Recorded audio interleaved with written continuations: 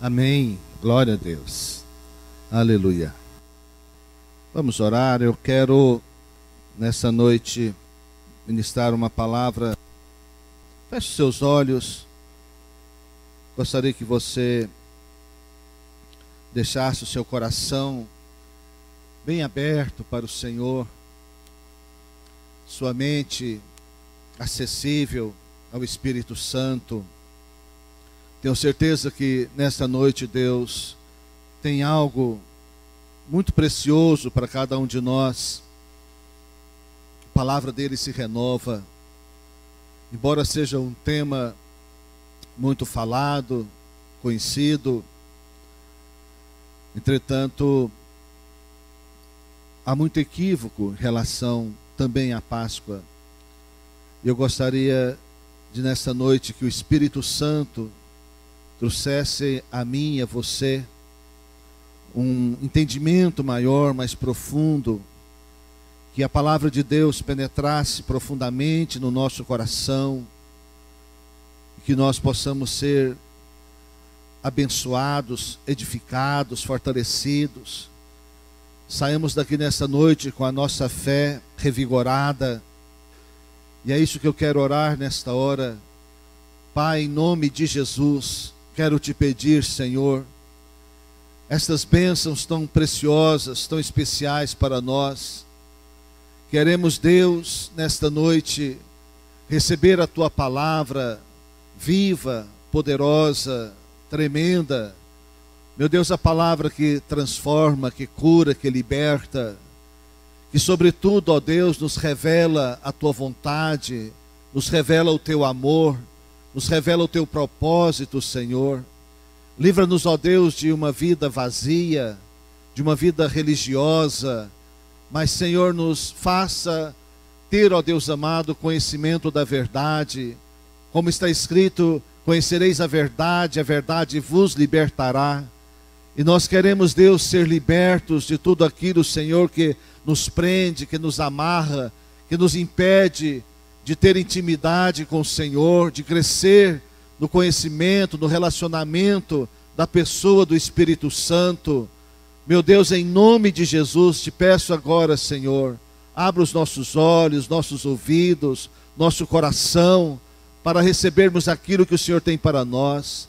Somos carentes da tua presença, carentes do teu poder, somos carentes do teu amor, da tua palavra, da tua revelação.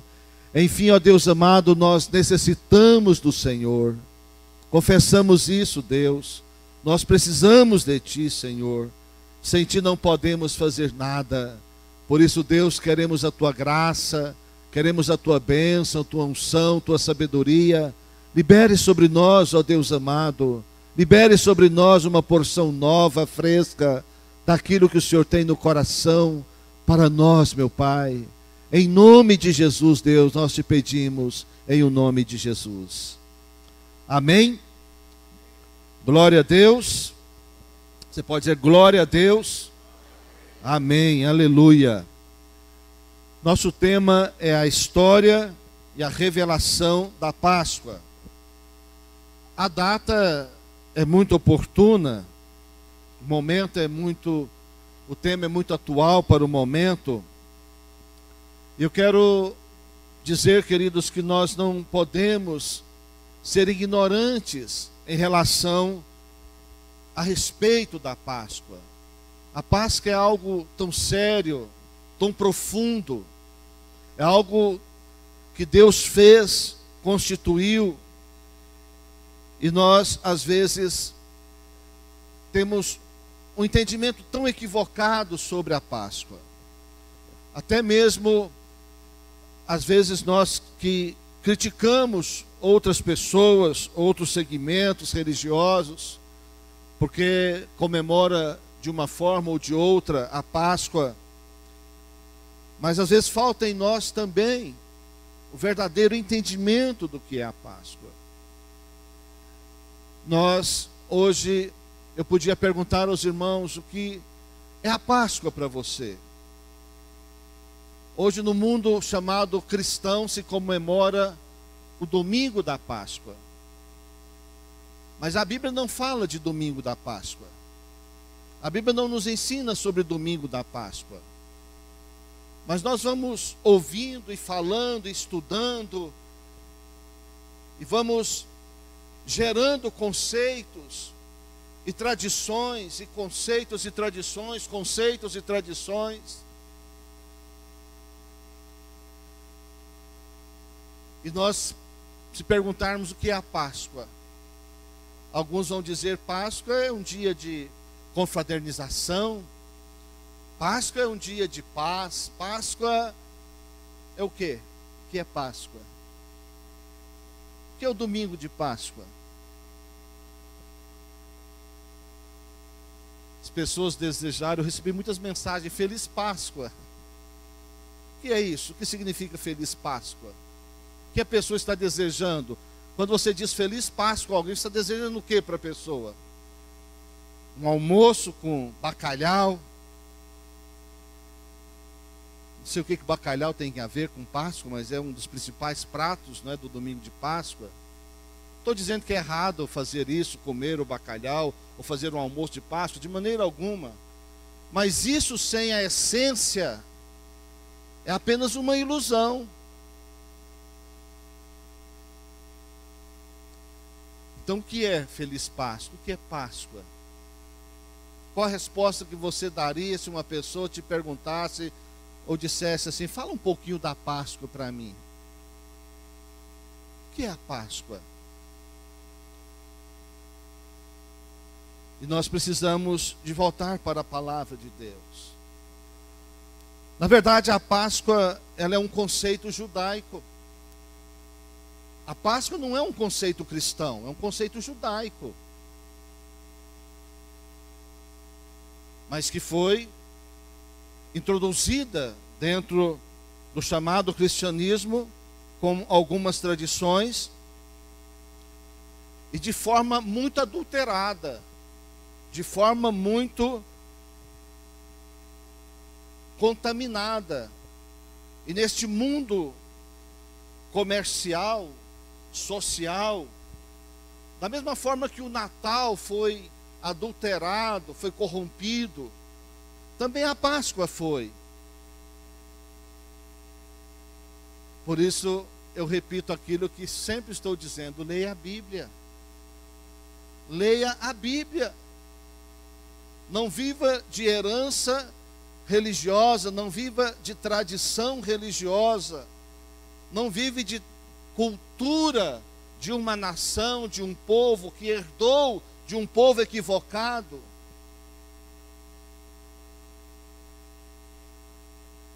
Mas nós somos muito presos à cultura, a tradições.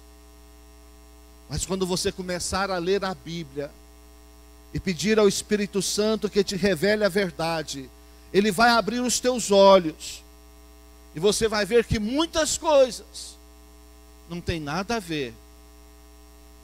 Embora sejam coisas boas, agradáveis, porém não tem nada a ver com aquilo que é a essência de fato e de verdade dos princípios que a Bíblia ensina. Pastor, então, fazer um almoço de Páscoa está errado? Não. Fazer uma festa de Natal está errado? Não. Está errado é ser vazio, está errado é não ter a essência do Natal, é não ter a essência da Páscoa. Porque é uma ilusão. Porque a Páscoa e o Natal deveriam ser para nós, que nos chamamos de cristãos, algo vivo diariamente. Não é uma coisa que se celebra uma vez por ano. Estou falando de essência. Não estou falando de tradição. Estou falando de uma essência. Como a Páscoa foi constituída, instituída por Deus. O povo de Israel, o povo de Deus, chamado por Deus, começando com Abraão, com Isaac, Jacó e as 12 tribos, que um dia, por causa da fome na sua terra, foi aproximadamente 70 pessoas, foram 70 pessoas para o Egito, onde lá estava um dos filhos de Jacó, José. E ali ficaram 430 anos. Por um período houve um tempo de muita fartura, de muita bênção. Mas houve um tempo que José morreu. Houve um tempo que mudou-se o faraó. E o novo faraó não conhecia a história, não conhecia aquele povo. E começou a explorar aquele povo. E aquele povo, chamado povo de Deus, agora estava debaixo de um jugo, de um cativeiro egípcio. E Deus então decide levantar Moisés para tirar o povo e libertar o povo do Egito da escravidão. E é bom sempre relembrar que Egito é a figura do mundo, que Faraó é a figura do diabo, e que a escravidão é a figura do pecado.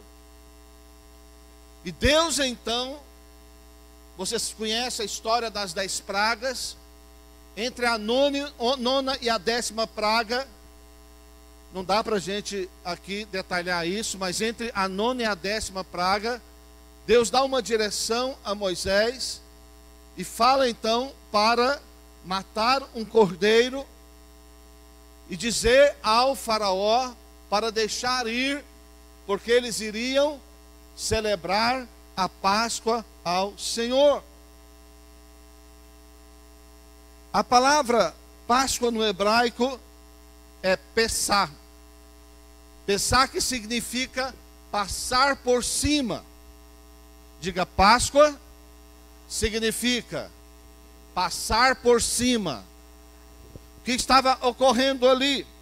Estava ocorrendo que então Deus disse: eu vou agora matar todos os primogênitos para quebrantar o coração de Faraó, para ele deixar o meu povo sair. Faraó estava endurecido. Mas eu não quero que os filhos de Israel morram. Então todo primogênito dos filhos dos egípcios, dos animais e dos homens serão mortos. Mas para proteger os meus filhos, o meu povo, vocês vão matar um animal, pegar o sangue, passar nos umbrais do portal, e esse será o sinal. Diga, sinal. Esse será o sinal. E quando o anjo do juízo vir sobre o Egito para estabelecer o meu juízo, o anjo vai identificar a casa que está com sangue. E aí é Pessah, que significa vai passar por cima.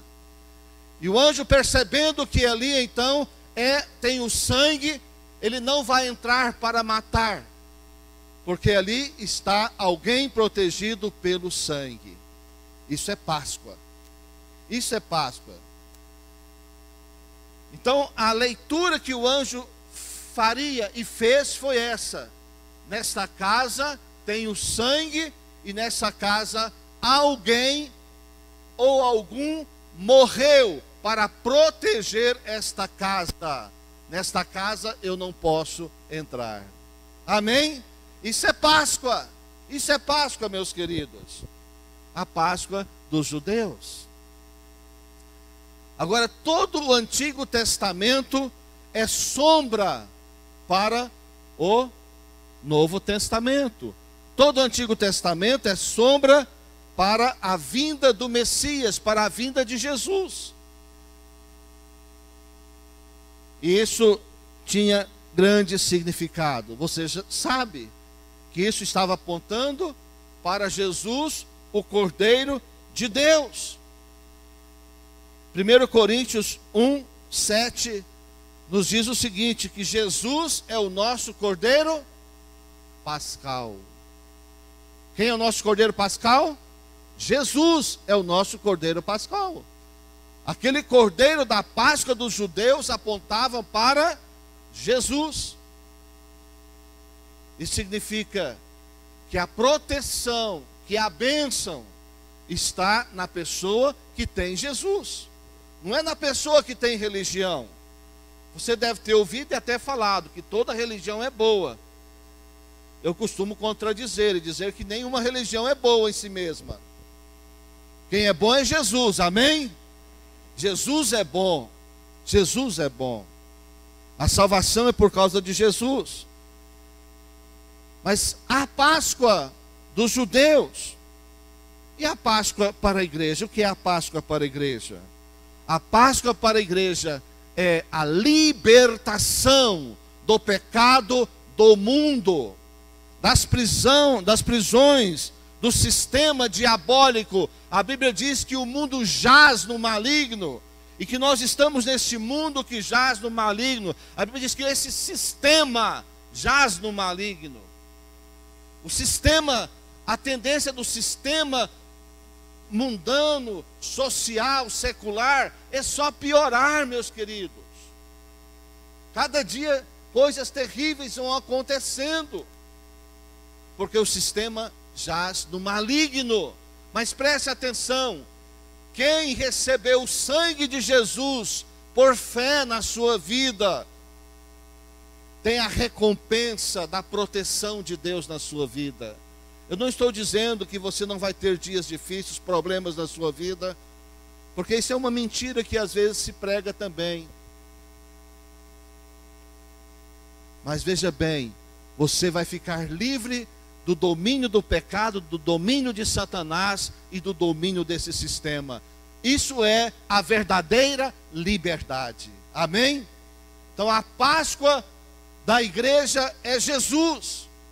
É o sangue de Jesus quem nos liberta do pecado, do diabo. É o sangue de Jesus que nos liberta do sistema. Somente o sangue de Jesus. Abra a sua Bíblia em Êxodo capítulo 12. Nós vamos fazer um paralelo da Páscoa dos judeus com a igreja. Veja bem, Êxodo capítulo 12, do 1 ao 14. Quem encontrou, diga amém. Glória a Deus. Povo bom de Bíblia, isso é maravilhoso. Êxodo 12, versículo 1. Vamos ler. Disse o Senhor a Moisés e Arão na terra do Egito: este mesmo será o principal dos meses, será o primeiro mês do ano.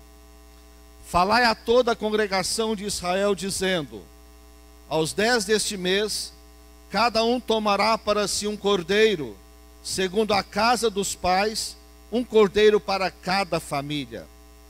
Versículo 4. Mas se a família for pequena para um cordeiro, então convidará ele o seu vizinho mais próximo, conforme o número das almas, conforme o que cada um puder comer. Por aí calculareis quantos bastem para o cordeiro. Eis aí o Cordeiro de Deus que tira o pecado do mundo. Isso está escrito em João 1, 29. Mas o versículo 5 diz assim: o cordeiro será sem defeito, macho de 1 ano. Podereis tomar um cordeiro ou um cabrito. Versículo 6. E o guardareis até o 14º dia deste mês.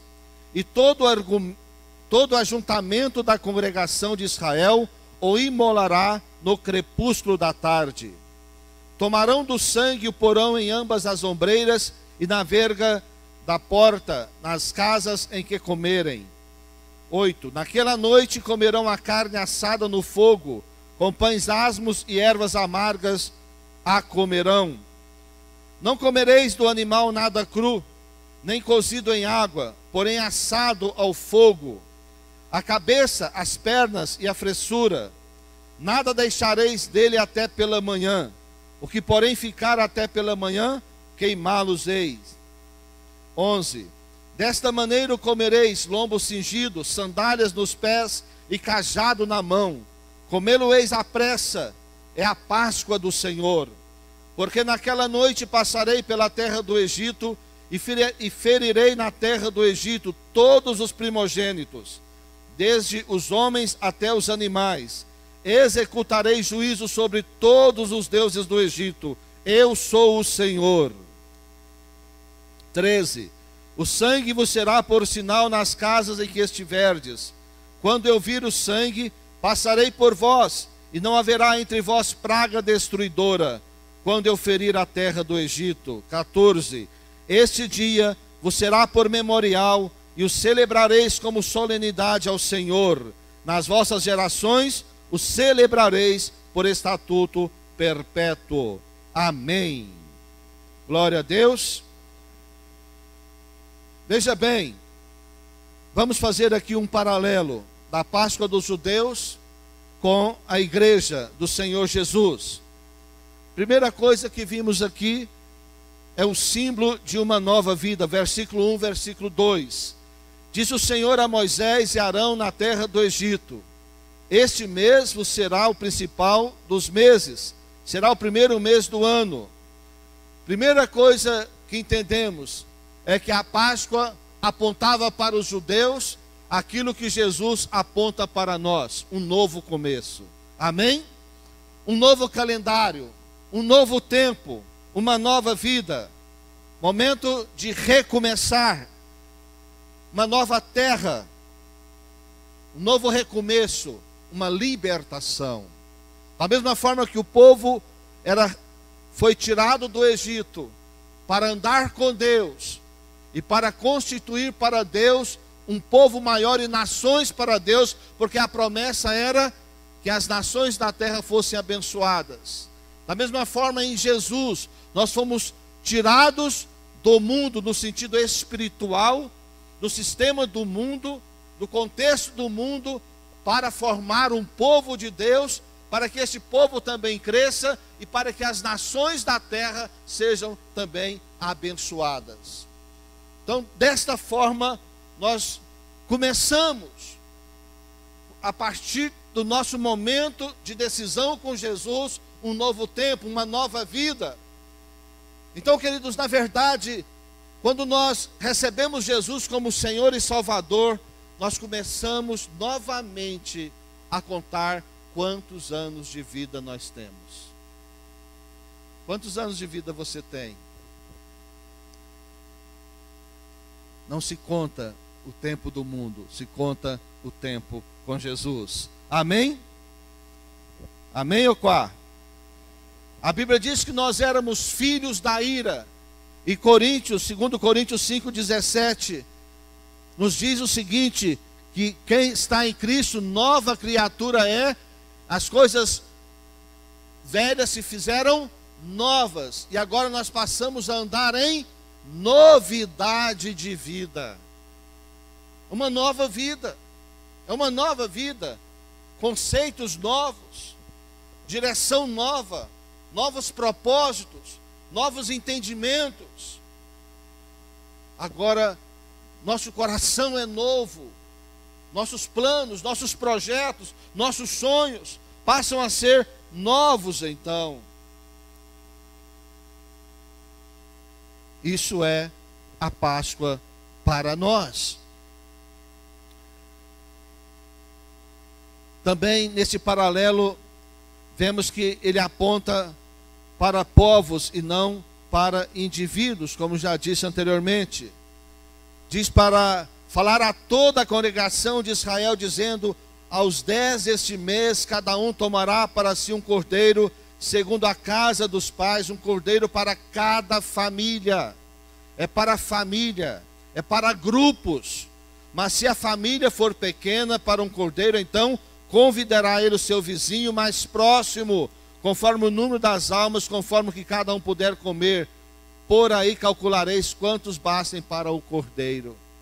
Queridos, é para nós também distribuirmos do cordeiro que é Jesus para outras famílias, para outros grupos, e não devemos viver uma individualidade.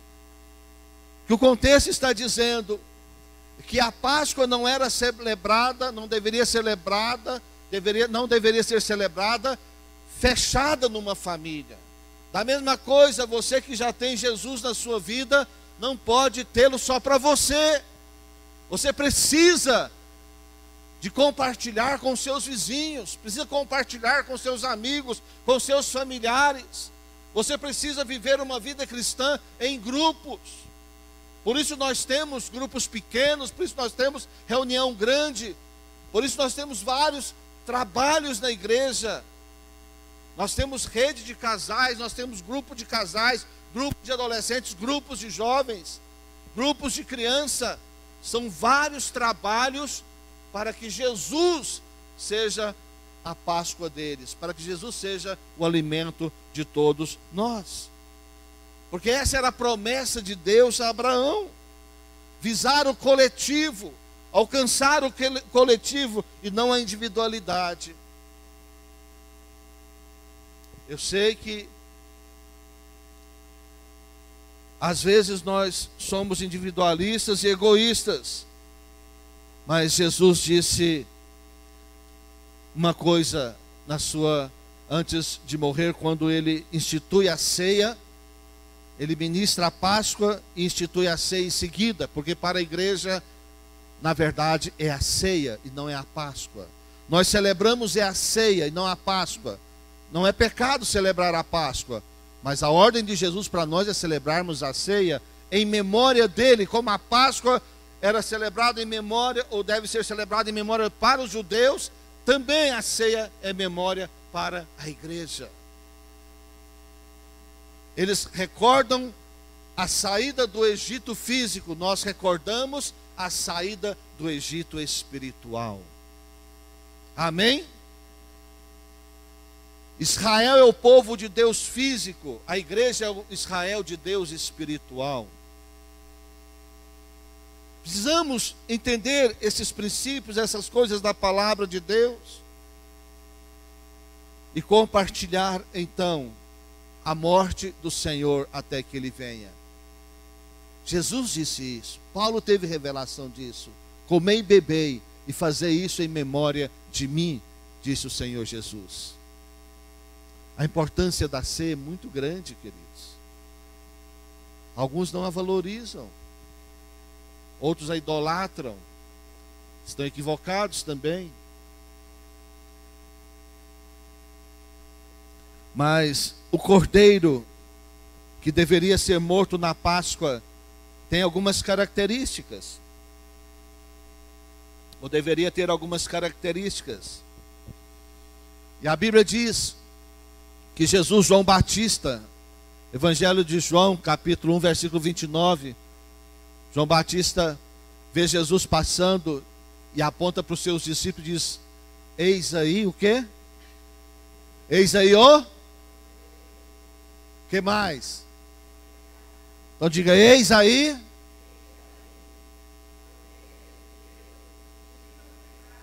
amém. Então diga para o teu vizinho: Jesus é o Cordeiro de Deus que tira o pecado do mundo. Não há outra forma de se livrar do pecado se não for através de Jesus. Versículo 5 de Êxodo 12: o cordeiro será sem defeito, macho de 1 ano. Podereis tomar um cordeiro ou um cabrito. 3 coisas, 3 características aqui, meus queridos, que nós podemos pegar e ver que tudo isso se cumpriu na pessoa de Jesus. O cordeiro da Páscoa deveria ser sem defeito, não poderia ter uma mancha, não poderia ter sarna, não poderia ter carrapato, não poderia ter uma pata quebrada, não poderia não ter enfermidade, teria que ser sem defeito. Por isso, nenhum homem podia fazer, porque todos os homens tinham defeito e todos os homens têm defeito. Não é verdade? Todo ser humano tem defeito. Por isso então, Deus resolveu se tornar homem na pessoa de Jesus, porque só Ele podia ser o Cordeiro de Deus que tira o pecado do mundo. Amém? O homem não pode fazer isso, nenhum de nós, só Deus podia. Macho, por que macho?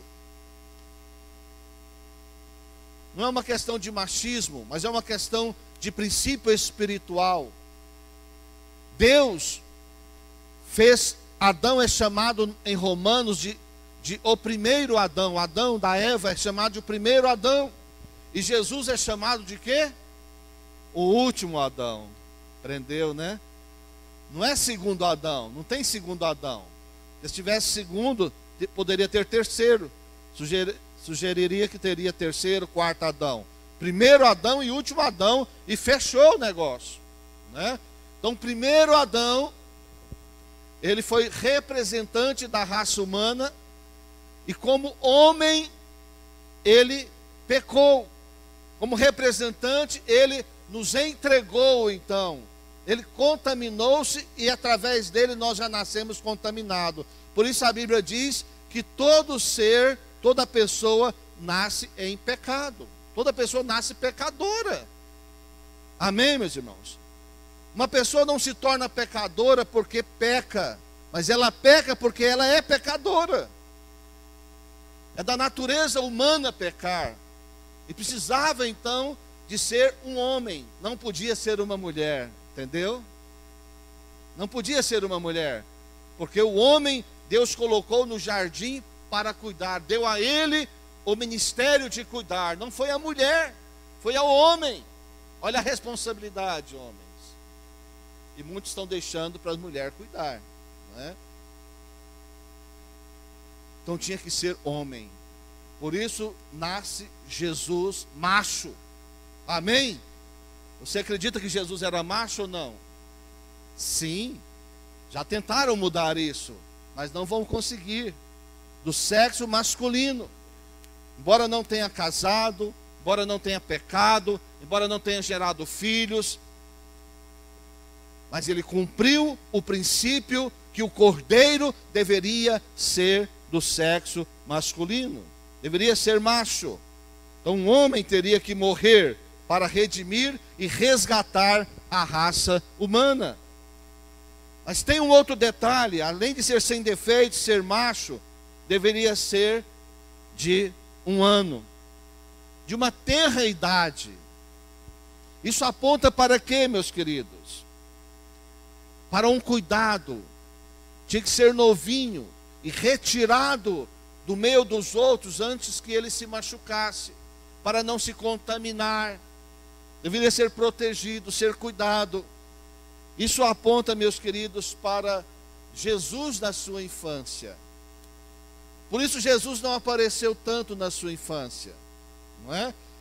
Por isso Jesus apareceu muito pouco. Apareceu quando bebê, apareceu aos 12 anos, depois apareceu aos 30 anos.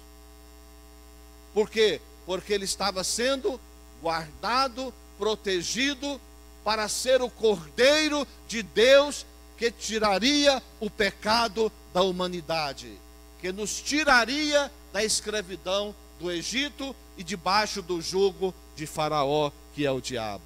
Amém? Então isso é tremendo. Ele foi preparado, separado para ser preservado para o dia do seu ministério e para o dia da sua morte. Versículo 6: E o guardareis até o 14º dia deste mês, e todo ajuntamento da congregação de Israel o imolará no crepúsculo da tarde. Isso fala aqui também da infância de Jesus, não é? De um tempo que ele ficaria resguardado. Agora, um detalhe interessante aqui, queridos, é que ele seria morto no crepúsculo da tarde. O sacrifício da Páscoa deveria ser feito pelos judeus às 3 horas da tarde. Às 15 horas era a hora do crepúsculo. A Bíblia diz que Jesus morreu em que hora? 9ª hora. 9ª hora. O dia do judeu contava-se das 6 da manhã às 6 da tarde. Passou das 6 da tarde, significava que já era um outro período. Começava a contar um outro período. Das 6 horas às 7 horas da manhã, era a primeira hora. Aí você conta aí nos seus dedos, faz a conta. para ver se quando chegar às 3 horas da tarde, não é exatamente a 9ª hora. Às 15 horas, o cordeiro judeu morreria. Às 15 horas, Jesus, o cordeiro da igreja, também morreu. Você acha que isso é coincidência? Por isso que eu dei o título de História e a Revelação da Páscoa. Nós precisamos de conhecer a história, mas nós precisamos da revelação. Porque a história da Páscoa, a cultura da Páscoa, sem a revelação da Páscoa, não tem efeito nas nossas vidas. Amém, meus irmãos? Então Jesus morreu na hora 9ª. Versículo 7. Você sabe que o sangue é sinal de vida ou de morte, não é? Versículo 7. Tomarão do sangue e o porão em ambas as ombreiras e na verga da porta, nas casas em que o comerem. O anjo que viria aplicar o juízo de Deus, ao ver o sangue na porta, fazia leitura, que eu já disse aqui: nesta casa não vou executar ninguém, porque por esta casa, por esta família, alguém já morreu, já foi derramado o sangue já foi derramado, então nesta casa eu não vou derramar sangue. E passava por cima, amém? Passar, que significa passar por cima, isso era a Páscoa. O sangue no portal significava a Páscoa, o anjo passaria por cima. Então veja bem, Jesus é a nossa Páscoa. E nós temos a nossa salvação e a nossa libertação por causa do sangue do Senhor Jesus. Mas algo muito tremendo que acontecia no tabernáculo. Vocês lembram do tabernáculo? Nós fizemos aqui quase uma maquete do tabernáculo, quando ministramos sobre o tabernáculo, não é? Tinha aqui, qual a parte? Tia Cíntia, você que fez a arte. O átrio exterior, não é? Passava por uma porta, tinha lugar santo.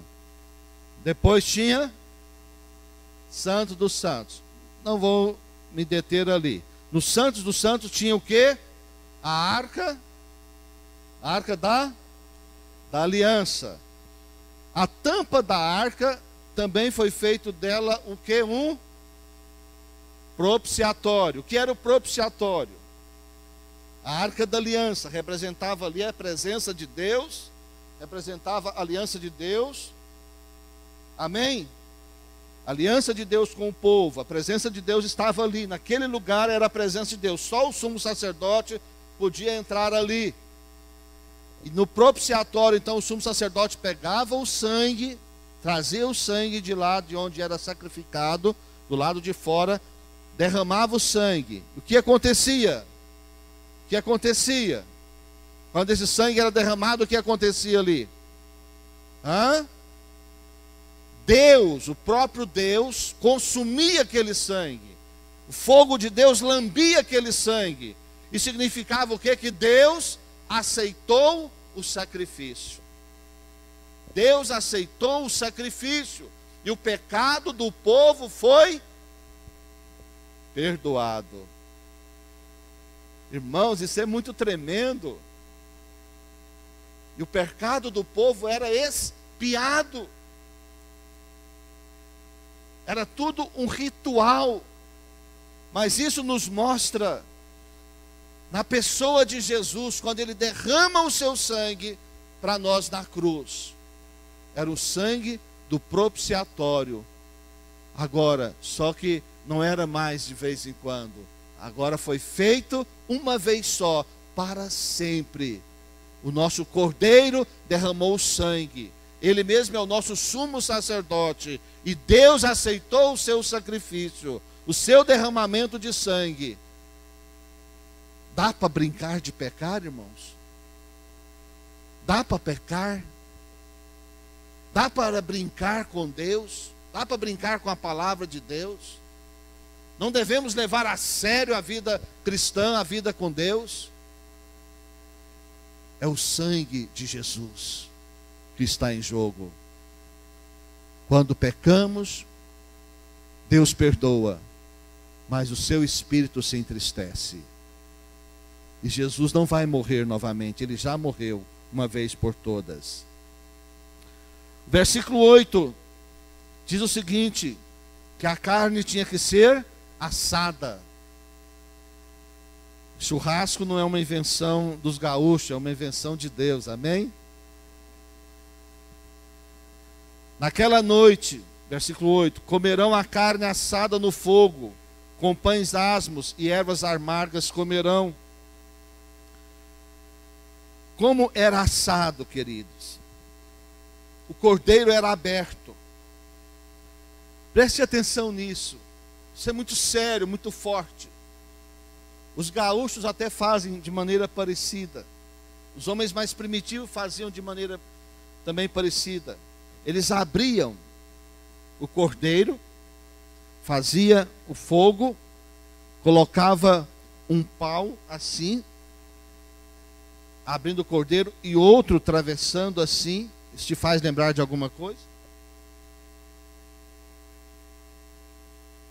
E ali assava o cordeiro. E o cordeiro tinha que ser comido. Se eles não conseguissem comer todo o cordeiro, eles deveriam queimar o que sobrasse ali. Depois vou dizer por quê. Então, quando o cordeiro foi assado para o povo comer, estava dizendo que Jesus também seria assado para nos alimentar. Por isso Jesus em João 6, ele fala que aquele que não comer da sua carne e não beber do seu sangue, não tem parte com ele. Não tem parte com ele. Aquele povo tinha que comer, literalmente, mas agora nós não vamos comer a carne de Jesus. Mas na ceia, o pão e o vinho que representa a carne e o sangue de Jesus, nos leva à identificação com a obra da cruz. E é nessa identificação que nós nos alimentamos do Senhor. Nessa identificação nós comemos do Senhor. E aí tornamos parte com Ele. Quando você deixa de tomar a ceia por qualquer motivo, você está dizendo que não tem parte com Jesus. Isso é horrível. Que você está separado de Jesus. Isso é péssimo, não é? Pão asmo.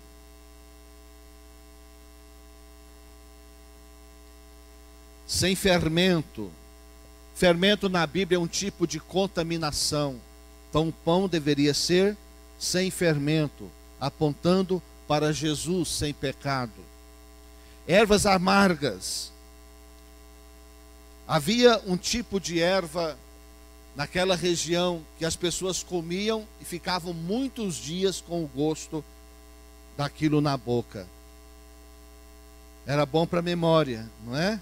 Melhor do que piqui. Não é verdade?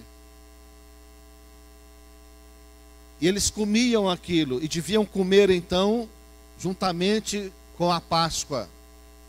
Para quê? Sempre para relembrar, para não esquecer, para ativar a memória que Deus havia tirado eles do Egito, da escravidão. Isso é uma coisa boa da gente fazer.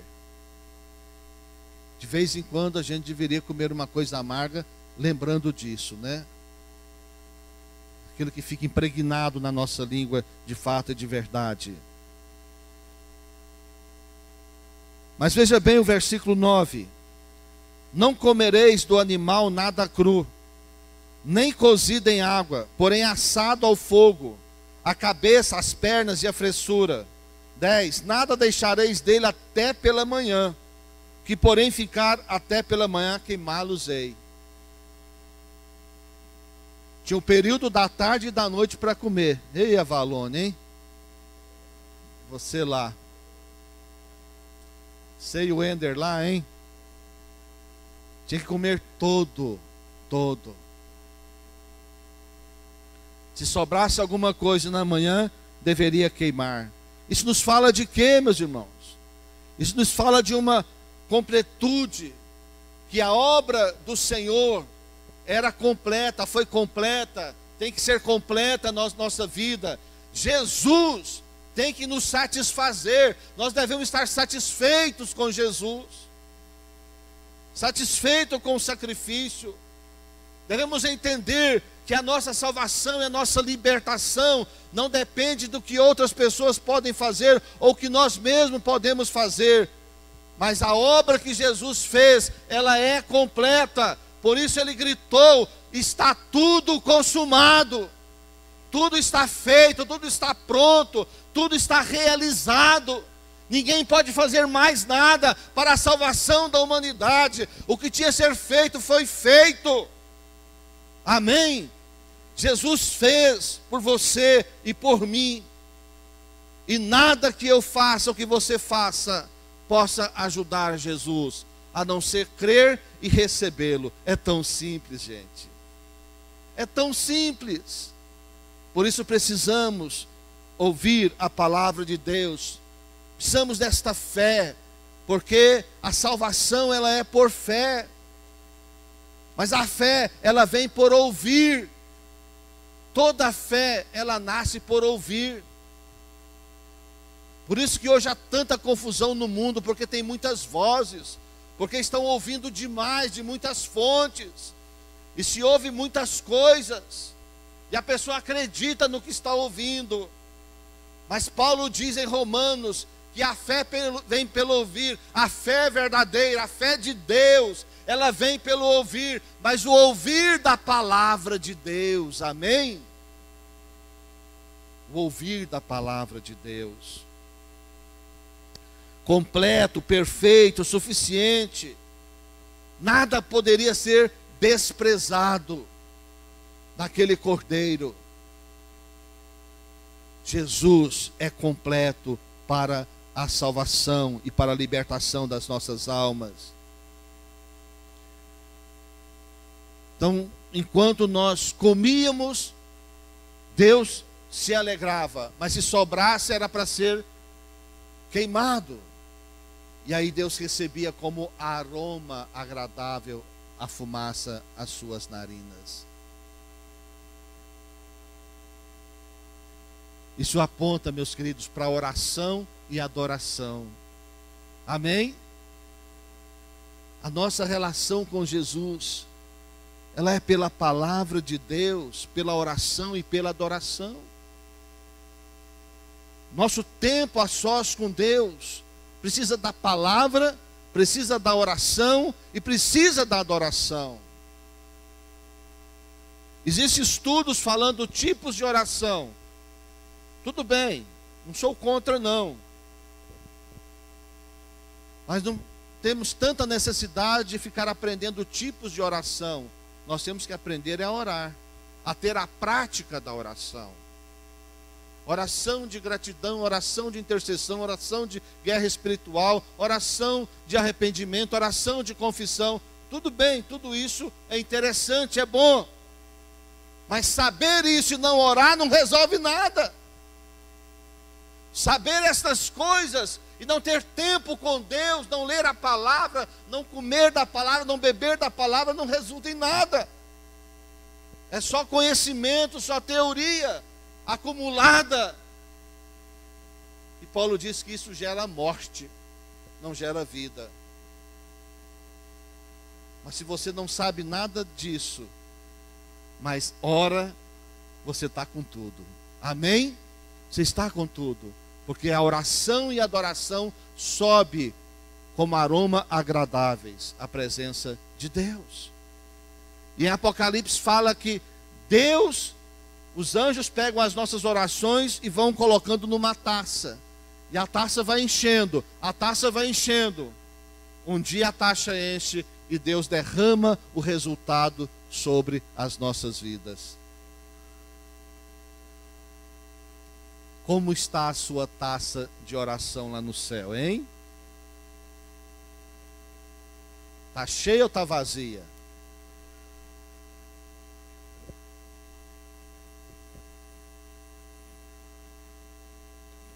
Hebreus 10, 12 diz assim: Jesus, porém, tendo oferecido para sempre um único sacrifício pelos pecados, assentou-se à destra de Deus. Diga, só há um sacrifício que foi oferecido e aceito por Deus. Amém? Estou falando de sacrifício para a salvação. Não existe outro sacrifício para a salvação. Você pode fazer qualquer coisa que não vai ser aceito. O seu sacrifício nunca vai ser maior do que o sacrifício de Jesus. E é bobagem então, o seu vai ser falso, o verdadeiro é o de Jesus. Amém?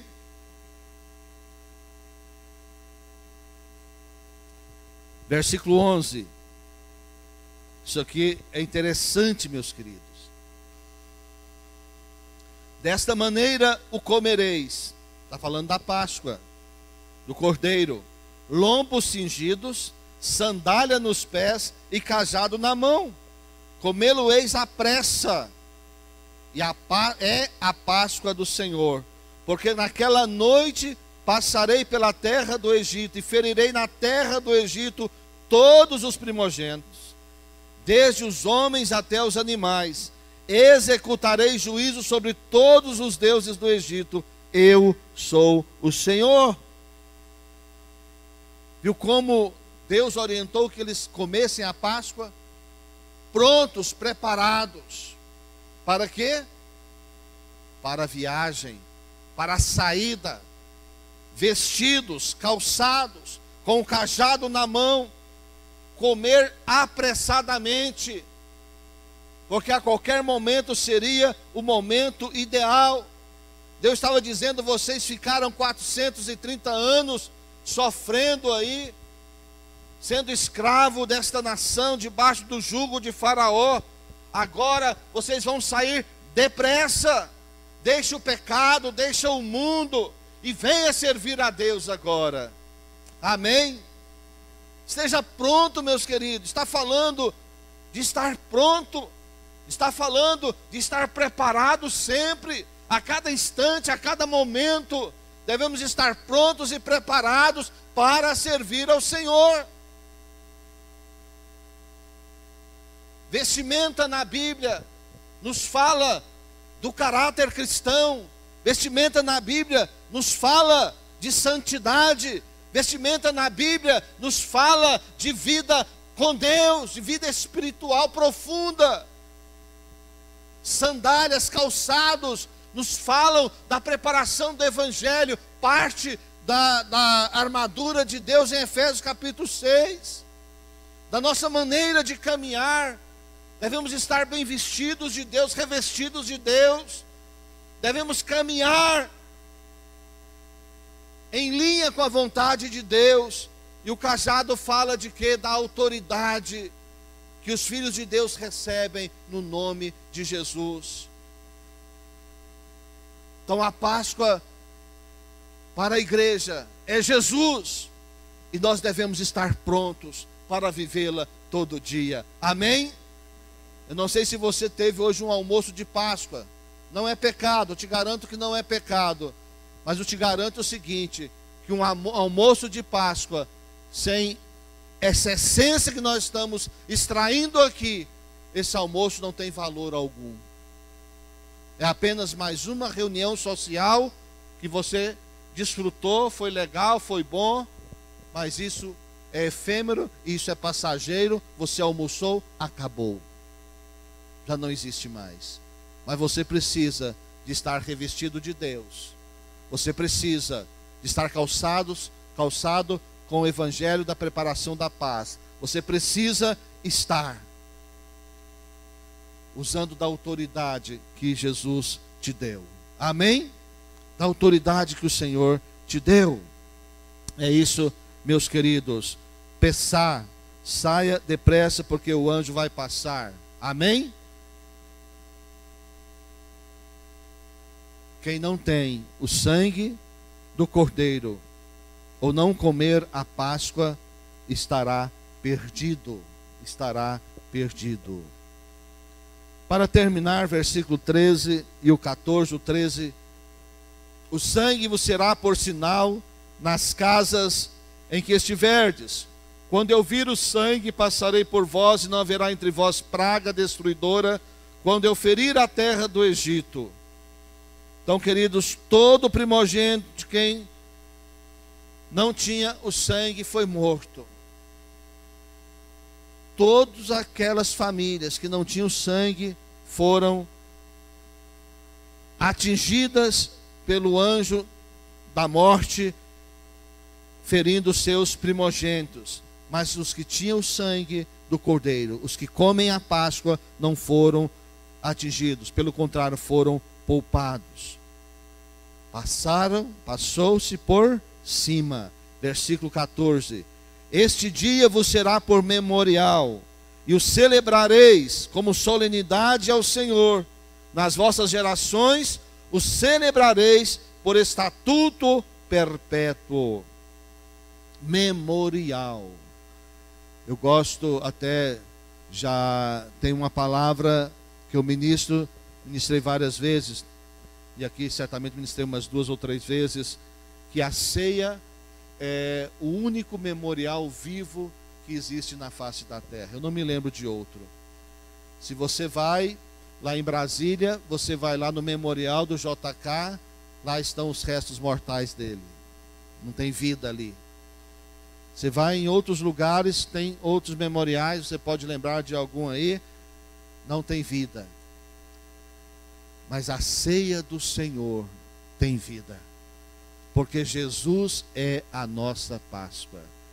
E a Páscoa dos judeus é para eles como memorial para recordar a saída do Egito. Mas a Páscoa para nós é para recordarmos a nossa saída do mundo. Lembrar do que Ele fez por nós. Sempre o que Ele fez por nós. Amém, meus irmãos? Nós precisamos de lembrar e esperar até que o Senhor nos leve para a glória. Aleluia. Eu termino dizendo: Jesus celebrou a Páscoa com seus discípulos, mas imediatamente Ele instituiu a ceia. Isso significa que para cristão é a ceia e não a Páscoa. Jesus instituiu a ceia e disse: fazer isso em memória de mim. Ele não disse para fazer a Páscoa, Ele disse para fazer a ceia. Então a nossa Páscoa é Jesus, e nós comemoramos Jesus com a nossa ceia, para a nossa memória ser sempre reavivada por aquilo que Ele fez por nós. Amém?